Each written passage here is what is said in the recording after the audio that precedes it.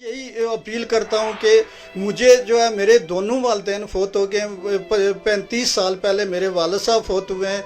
मैं अकेला रह गया हूँ, मेरा कोई और भी नहीं है इस दुनिया में। और ये इसी वजह से मुझे कमज़ोरी की वजह से मुझे तंग करके मेरा मकान छीनना चाहते हैं। या मुझे इंसाफ दिलाया जाए या फिर ये है कि मुझे ये वक्त बता से पेट्रोल ख़रीद के अपने ऊपर इतनी गर्मी में छड़क के सामने मीडिया के मैं खुद सोजी करूँगा। अगर मैंने ना की तो मैं समझे कि मैं मुसलमान नहीं हूँ, मैं झूठ बोल रहा हूँ। अगर मुझे इंसाफ ना दिलाया गया, जो मेरे साथ ज़्यादती हो रही है, मैं ये चाहता हूँ कि इंटरनेशनल मीडिया को मैं सामने खड़े करके मैं फिर अपने आप को आग लगा के यहाँ इस दुनिया से ही चला जाऊँ। इस मुल्क को तो छोड़ें, यहाँ पे मुझे इंसाफ नज़र नहीं आ। अस्सलाम वालेकुम नाज़रीन, आप देख रहे हैं ओप न्यूज़। मैं हूं आपका मेज़बान इमनाज़ खान। आज हम मौजूद हैं आज़ाद कश्मीर कोटली की तहसील चड़ोई में, जहां पर मेरे साथ एक शहरी मौजूद हैं जिनके जो ओवरसीज़ हैं, यूके में मुकीम होते हैं। यहाँ पर इन्होंने मकान बनाया काफ़ी अर्सा पहले और आते जाते रहे। अचानक इनके जो मकान और जगह पे जो है कब्ज़ा हो गया है और ये काबजीन के ख़िलाफ़ जो हैं वो सरापा एहतजाज हैं। आज मीडिया की टीम भी यहाँ पे पहुँची है, उन्होंने देखा। इनसे जानेंगे कि असल मसला क्या हुआ। जब ये वालदा का नमाज जनाजा यहाँ पढ़ाने के लिए आए तो इन्होंने क्या देखा और इनके साथ यहाँ पर जो नाइंसाफ़ियाँ हो रही हैं, महकमे के कौन से लोग शामिल हैं।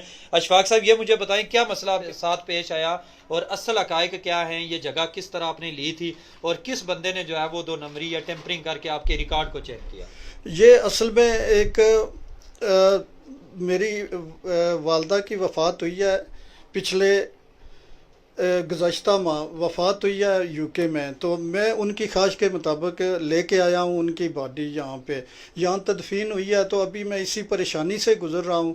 तो इधर जो है एक गिरदावर है, वो मुझे वज़ीर आज़म और सदर और DIG और चीफ़ जस्टिस से ज़्यादा पावरफुल और ताकतवर लगता है। पिछले 10 साल से उसने मेरे रिकॉर्ड में जो है वो चेंजिंग गिरदावरियों की वो रद्दो बदल करता रहा है, वो मैंने दुरुस्त करवाए हैं।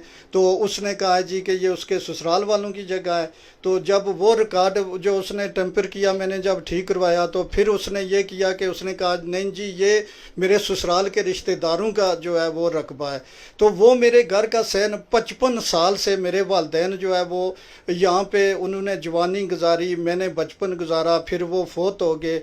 आज मैं उस स्टेज पर हूँ और ये हमारे कब्ज़े में रही है और हमारी ज़मीन है, हमने ख़रीदी हुई है। और उस बंदे ने 10 साल से जो है वो पीछे लगे हुए हैं कि ये मकान हमें दे दो।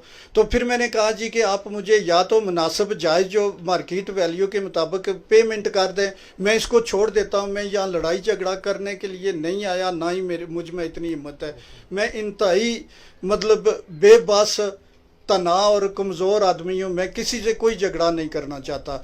लेकिन यहाँ पे ताकतवर माफिया ने जो है वो मुझे इतना तंग किया हुआ है कि मैं अपने वालिदैन जहाँ पे मैंने उनके साथ वक्त गुजारा है वो मैं देने पर मजबूर हूँ। लेकिन वो कह रहे हैं कि फ्री में छोड़ के जाओ। आपके खिलाफ जो वहाँ पे उन्होंने स्टे करवाए थे या आपने करवाए थे, जो दूसरे फ्रीक हैं उनके मुताबिक यह है कि वो खारिज हो गए थे, इसकी क्या वजह थी, किसने डिले किया था जिसकी वजह से ये वजह बनी? वो मैं आपको बताता हूँ। वह ये कि इन्होंने जब खुदाई शुरू की है कमरा बनाने की मेरे सहन में, तो मैं यूके में मौजूद था।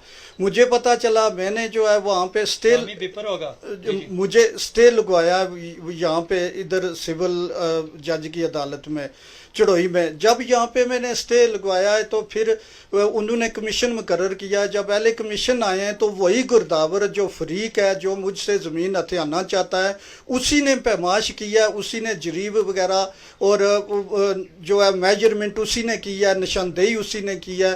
दूसरा जो गुरदावर साथ था वो भी उसी का समझ लें भाई है, उसी का साथी है। उन्होंने मिल के अहले कमीशन को उन्होंने वो निशानदेही करने ही नहीं दी है, मेजरमेंट करने ही नहीं दिया। खुद उसने तो सब कुछ। क्या मुतालबा क्या चाहते हैं? वज़ीर आज़म आज़ाद कश्मीर और दिगर आला ओहदेदारान हैं जो आज़ाद कश्मीर के, पाकिस्तान के एज ओवरसीज़, क्या उनसे अपील करते हैं? मैं यही अपील करता हूँ कि मुझे जो है मेरे दोनों वालिदैन फोत हो गए 35 साल पहले मेरे वालिद साहब फोत हुए हैं। मैं अकेला रह गया हूँ, मेरा कोई और भी नहीं है इस दुनिया में। और ये इसी वजह से मुझे कमज़ोरी की वजह से मुझे तंग करके मेरा मकान छीनना चाहते हैं। या मुझे इंसाफ दिलाया जाए या फिर ये है कि मुझे ये वक्त बताएं कि कौन से टाइम वहाँ पे डीसी साहब, डिप्टी कमिश्नर या कमिश्नर साहब दफ्तर में मौजूद होंगे।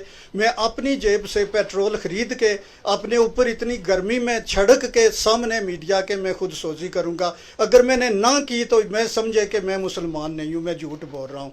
अगर मुझे इंसाफ ना दिलाया गया, जो मेरे साथ ज्यादती हो रही है, मैं ये चाहता हूँ कि इंटरनेशनल मीडिया को मैं सामने खड़े करके मैं फिर अपने आप को आग लगा के यहाँ इस दुनिया से ही चला जाऊँ। इस मुल्क को तो छोड़ें, यहाँ पे मुझे इंसाफ नज़र नहीं आ रहा। मेरे बच्चे, मेरी फैमिली यूके में है और मैं उनको यही नसीहत कर रहा हूँ फ़ोन पर बार बार कि अगर मैं यहाँ पे मर जाऊँ, मुझे अगर मारे कोई, तो यही लोग हैं जो इसके ज़िम्मेदार होंगे। अगर समझ लें कोई एक्सीडेंटल डेथ होती है तो उसमें भी प्लानिंग इन्हीं लोगों की होगी। और अगर मुझे इंसाफ ना दिलाया गया तो हो सकता है कि मैं खुद ही जो है मैं खुद सोजी करके ये मकान इनके हवाले करने के बाद जो है मैं मीडिया के सामने आके खुद सोजी करूं, ताकि जितने आला हुकाम हैं उनको भी पता चले कि वो बैठ के देख रहे होते हैं नीचे जो कमज़ोर तबका है वो कितना इस पावरफुल माफिया की वजह से जो है वो पिस रहा है। और एक तो महंगाई और दूसरा गर्मी और तीसरा इस किस्म के लोग जो तंग करते हैं, यकीन करें कि जीना अजाब हो गया। हमारे साथ मोहम्मद अशफाक जो चड़ोई के रहने वाले हैं, जो ओवरसीज़ हैं, काफ़ी अरसा यूके में रहे हैं और घर भी आते रहे हैं, उनकी जगह पे कब्जा हुआ, उनकी ज़बानी आपने सुना। यहाँ की इंतज़ामिया जो है और जो यहाँ की महकमा माल है वो इनके साथ तावन नहीं कर रही, जिसकी वजह से ये कह रहे हैं कि मुझे थ्रेट्स भी मिल रही हैं कि वो घर छोड़ दें और जगह पे जो है वो कब्जा छोड़ दें और हमें दे दें। ये कहते हैं मार्केट वैल्यू के मुताबिक अगर वो पैसे मुझे दें तो मैं जगह देने के लिए तैयार हूँ। IG आज़ाद कश्मीर और दीगर आला ओहदेदारान और वज़ीर आज़म पाकिस्तान से इन्होंने एज ए ओवरसीज़ की अपील की है कि मुझे इंसाफ फराहम किया जाए। अगर इंसाफ इनको नहीं मिलता तो ये कहते हैं मैं खुद सोजी करूँगा और एज ए ओवरसीज़ जो है वो इस मुल्क से जो है वो तौबा करता हूँ। यहाँ पे ना इंसाफ नाम की चीज़ नहीं है। डिप्टी कमिश्नर और दीगर जितने भी आला ओहदेदारान हैं ज़िले के, वो यहाँ पे आए, मौका मुलाहिज़ा चेक करें। अगर मेरी जगह नहीं बनती तो वो उनको दे दें, अगर मेरी बनती है तो मुझे दें और मेरे साथ इंसाफ करें। मिलेंगे एक नई स्टोरी के साथ, मुझे दीजिए इजाज़त। अल्लाह ने के बाद।